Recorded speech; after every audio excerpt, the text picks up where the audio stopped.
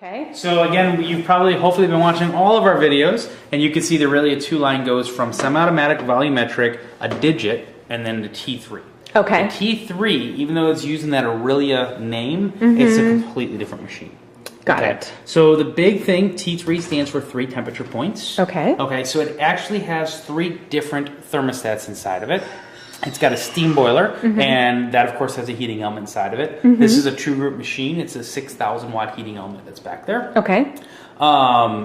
The front up here, when we get up to our group heads, as opposed to the other Aurelias that are heat exchange machines, these are actually single or individual group head boiler machines. Multiple boilers. Yes, I want to say double boiler, but it's not triple boilers. Or it could be a quadruple boiler or quintuplet. Yeah. There we go. So it's an individual coffee brewer. So which means is I have an actual brewer sitting at each one of these group heads that are independently controlled. They have their own heating elements. I can set them independent of each other. I can have one at 195 and one at 205. Okay. Doesn't make a difference. Okay. And what they do is they actually heat exchange the water from the steam boiler, so they still use that same technology. That way when it deposits water into the group boiler or in a coffee boiler, it's actually up the temperature already. Okay. Okay. So that provides stability, long-term stability. We can run this thing just over and over and over, and you really don't see a temperature fluctuation. Okay. Okay. The third temperature point is actually right here. It's the group head. They've actually stuck a couple 100-watt heating element inside the group head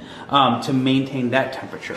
Now we can match temperature, so I can have a 200-watt at the group head, 200-watt in the coffee boiler. That way I can ensure throughout the whole process I'm getting consistent temperature. I can also change that, so I can take 200 watts and maybe make the group head 203, bend that temperature up, or we could bend it down if we wanted to as well.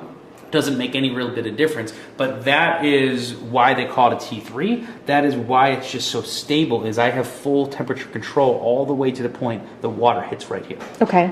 Okay. A couple features on this machine. You're going to see this is a semi-automatic machine. As of right now, this is the only version this comes in is semi-automatic. Okay. What that means is no volumetric control. I can't hit it, walk away. I'm going to have to turn it on, turn it off. The reason that's there is this is a high-end machine. It's an expensive machine, but it can do some really cool things. Okay. The people that are using this are your very high-end third wave coffee shops. Okay, so if you got single origin coffee that I need to have, I might have 2 different grinders in the bar, and I'll have a Sumatran coffee and an Ethiopian single origin espresso. Those are both going to require different temperatures to extract at, and I can do that with this machine. Okay. And there's not a lot of machines in the market that do this. The other Aurelias before that cannot do that at all. They have just one set temperature. You may be able to change the temperature, but it affects everything in the machine. Exactly. It's it's roughly 198 degrees is what you'll pull through those machines, just all the way across. Okay. Okay. This machine also comes with the manual steam arms. Okay. So again, in a third wave coffee shop, it's very likely that you're probably steaming your own milk. You're probably doing latte art, some type of something. Okay, some type of something. I like that. Something. Get some something going on with your something. Exactly. Something. The steam pressure is outrageous. It's obscene. That's a lot. That is obscene. That is a lot of steam. Okay. And you were hitting it to just do a little bit of steam, but you can also just kick it on full. So you can feather it. Okay. You can see just a little from there, and I can ramp it up. Down is always just on. Okay. Okay. It's no burn steam arm. So I can hold on to it. Don't hurt myself. Actually, I just have no feeling in this hand. Totally. Don't Yeah, exactly. So it's a no burn steam arm, which is really nice if you ever scalded yourself. Yeah. Okay. It's got a couple of the extra features that's on here. It's got the independent cleaning cycle, so I can actually, I think you gotta hold it. Okay. They make you hold these things. So I can go into what's called the auto clean cycle, and I can actually clean just one group head at a time. So if I want to clean the one while I'm still operating, that way it just doesn't shut me down completely. Okay. Getting into the menu is as simple as hitting the enter button and holding it for about 5 seconds. And we're there. There we go. Now we can go through. So it's just up and down buttons. It's very simple. It tells you exactly what it's doing. Program doses, which in this machine there's nothing to program. Okay. So we'll go right by that. Delivery count will tell me how many shots have gone through there.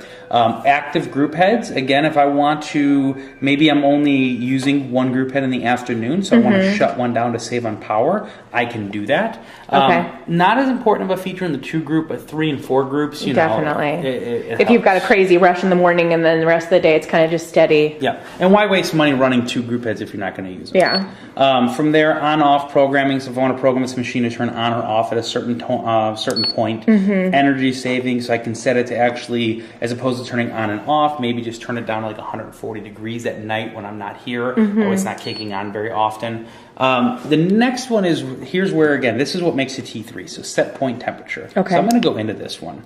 Okay, very simple to see. What you have is set point and temperature. Okay, and that's what it's actually reading out right now. We just turned this machine on, so it's not quite up to temperature in these group heads. It does take quite a long time. You can see it building already. G1 stands for group 1. So I have it set to be running at 200 degrees. It's at 198.1. Okay. Once that gets a temperature, it'll stay there. It's just we haven't gotten to that point yet. I see. So I'm going to hit enter.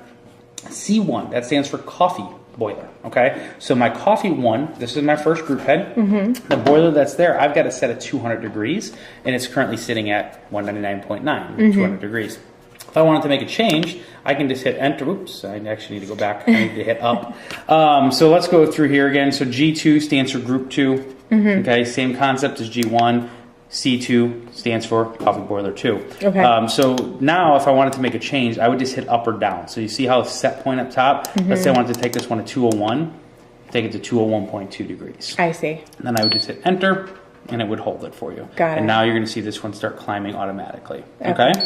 That now again, 3 groups, you'll have the same exact concept. That is what makes this machine special. That is the T3. Okay. So that feature right there, that is why you want to buy this machine. If I was writing home about it, that's what it would be in it. If you're writing home about it, which you always do. Dear Mom. Next thing is cup warmer programming. That's just a feature that's always there. It doesn't actually have a cup warmer. They don't do that in America. We could put it on there if you ever wanted to. It just costs more money. Okay. Date and hour sets the date and hour of the machine. Display settings get you into a whole different options as far as brightness that I want to have, how I want to read these things. Display temp, don't worry about the display temp. And actually I want to pull back out of there. Let's go down. Delivery in washing cycle, so it's going to be, this is actually kind of a cool one because as an operator, you tell your employees, hey, make sure you run the cleaning cycle. Yeah. Then you come in the next morning, they're like, did it, boss, I cleaned it. Don't worry, it I look swear, dirty. boss, I swear. You can actually go in here and say, well, the machine doesn't seem to think so.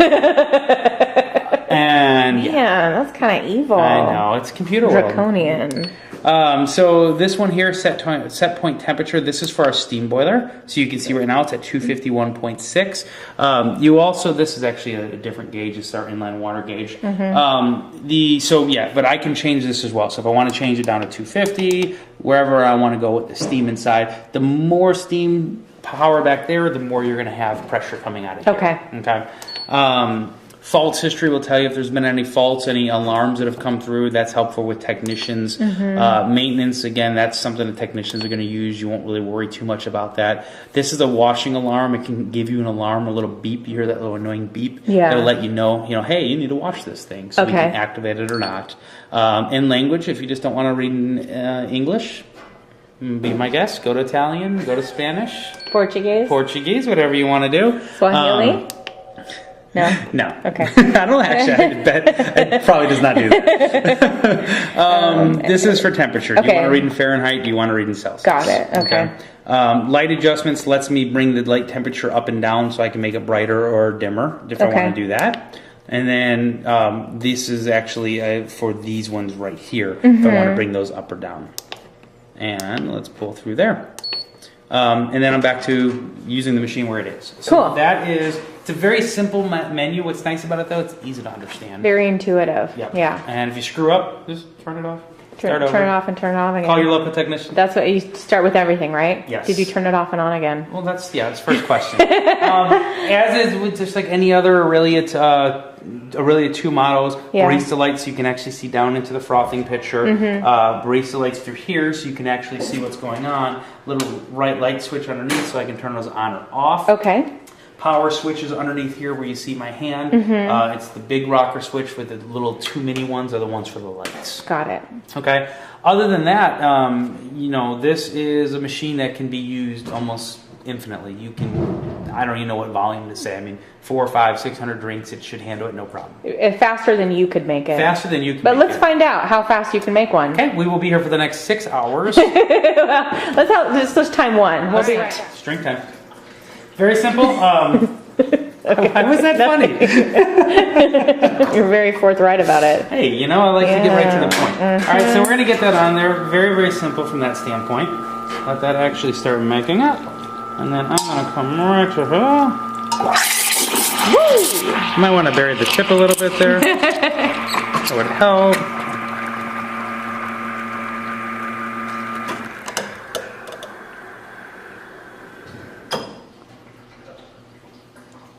You can tell I do this often. Yes. Don't pay attention to the bubbles. You're not getting any art. You're just getting a nice little latte. Oh. All right. Oh, there's a little heart. Little baby heart. I try Cool. to surprise every once in a while. All right. So the Nuova Simonelli Aurelia 2 T3. T3. I say that 5 times faster. Okay. Thank you very much, Brandon. Thanks, Kat.